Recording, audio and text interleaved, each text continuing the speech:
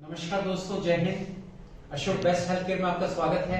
आज हम अपने अत्याधुनिक दूरबीन पद्धति से कान के पर्दे के विभिन्न बिंदुओं के निवारण के उपलक्ष्य में यहाँ दिवाली से पूर्व इकट्ठे हुए हैं और हमारे अभ्यर्थी जो कि बोध गया और औरंगाबाद से हैं, जिनके कान के जो विभिन्न बिंदु थे जैसे कि टिम्पेनोस्क्लेरोसिस, सफेद चकत्ता या कान के पर्दे में छेद, जिनका निवारण दूरबीन विधि द्वारा, पूर्ण आंतरिक विधि द्वारा किया गया है। ये ऐसे बिंदु है जिनकी वजह से अभ्यर्थी हतोत्साहित होते रहते हैं और समय समय पर भर्ती से वंचित रह जाते हैं। ऐसे अभ्यर्थी जो इस तरह से हतोत्साहित होते हैं, उनके लिए ये एक नया रास्ता है, नए उजाले की किरण है।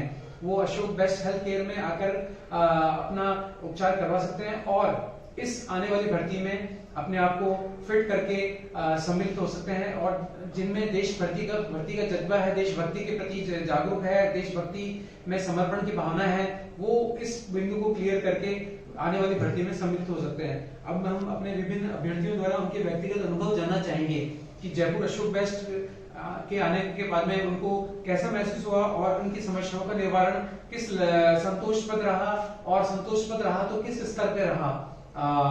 सचिन जी। यस सर जी सर, बहुत अच्छा रहा सर। मैं तो एक पॉइंट था तो मैं बार इसी पॉइंट में फिट हो जाता था सर। आप कितनी बार भर्ती में इससे पहले अपीयर हुए? 7 बार में 7 टाइम्स आप अपीयर हुए। आपको क्या पॉइंट ये चाहता था? सफेद चकत्ता सर, सफेद चकत्ते का पॉइंट ये जाता था। जी। इससे पहले आपको उपचार के लिए कहीं किसी ने निर्देशन नहीं दिया? गए तो गया कहीं स्पेशलिस्ट डॉक्टर के पास गए थे, तो वो बोले कि फॉल्स लाइन छोड़ दो, इधर से चीरा लगेगा। वो बताते थे कि बाह्य चीरे द्वारा ही संपन्न है, और बाह्य चीरा से करने के बाद में क्या भर्ती के लिए हम जा सकते हैं? नहीं सर, नहीं जा सकते हैं। तो ये हमारा जो पूर्ण आंतरिक विधि द्वारा एंडोस्कोपिक टिम्पेनोप्लास्टी या माइनिकोप्लास्टी मेथड है, ये है सेना भर्ती के दृष्टि से भी उपयोगी है, क्योंकि वहां पे वो मेडिकल क्लियरेंस मिलता है। इस पद्धति को स्वीकार किया जाता है। अब हम अपने अन्य अभ्यर्थी जो कि अपना संक्षिप्त में विवरण दीजिए। मेरा नाम अमन कुमार जी औरंगाबाद बिहार से हैं। इन्हें कान के पर्दे में छेद का बिंदु दिया गया था। अब ये बिंदु दूरबीन पद्धति द्वारा निवारित किया जा चुका है। अब हम इनके अनुभव जानना चाहेंगे। सर, हम ऑपरेशन करा के बहुत अच्छा फील कर रहे हैं जी।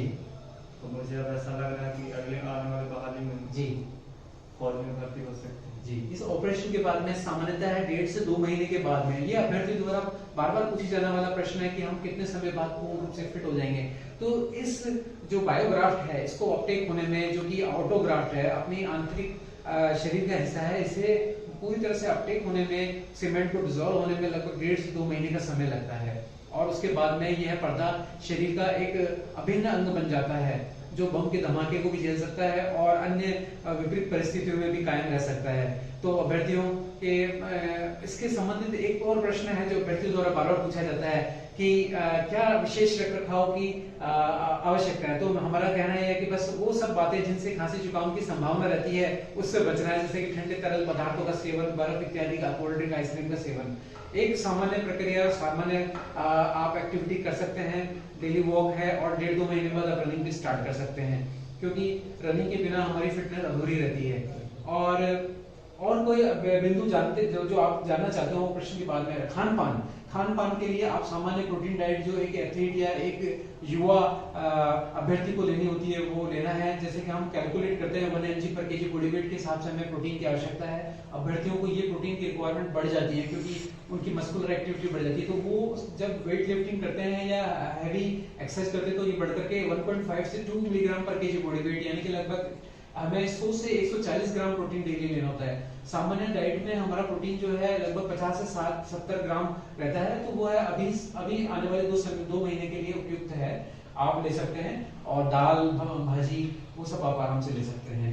और अगर ये हम शाकाहार को प्रमोट करते हैं तो शाकाहार में हम अंकुरित दालें, उन्हें प्रेशराइज प्रेशर कुकर में पका करके दाल का अच्छा स्रोत बना सकते हैं, और दूध वगैरह पे हम जा सकते हैं। कुछ पनीर को हम ले सकते हैं। तो ये सामान्य खाने पीने की बातें हैं, अभ्यर्थी द्वारा बार बार फोन करके ये बातें पूछी जाती है, तो मैं एक मंच पर ये बता देना चाहता हूँ, तो इससे काफी लोगों को फायदा हुआ। और अशोक बेस्ट लगातार अपने छोटे छोटे वीडियोस, छोटे छोटे प्रयासों द्वारा अभ्यर्थियों की फिटनेस के लिए काम कर रहा है, और जल्दी ही हम बड़े लेवल पे और अभ्यर्थियों को सेवाएं देने का प्रयास करेंगे। ये एक प्रयास है, हम मानव मात्र है, हम लगातार परिश्रम करके उस अभ्यर्थियों की सफलता में अपनी सफलता को ढूंढने का प्रयास करते हैं। ईश्वर साक्षी है, ईश्वर हमारी मदद करता है, वो हमें हमारे अभ्यर्थियों को सफलता दिलाने में नए नए रास्ते दिखाता है, और वो अभ्यर्थी सफल होते हैं, और सफल होकर जब हमारे पास आते हैं तो वो हमारे लिए विजय दिवस होता है। और मैं इन अभ्यर्थियों की विजय की कामना करता हूँ, ईश्वर से प्रार्थना करता हूँ कि ये जल्दी ही आने वाली फरवरी की भर्ती में सक्षम और सशक्त रूप से भर्ती होकर के एक योद्धा के रूप में भारतीय सेना में सम्मिलित हो जाए। जय हिंद। जय हिंद सर।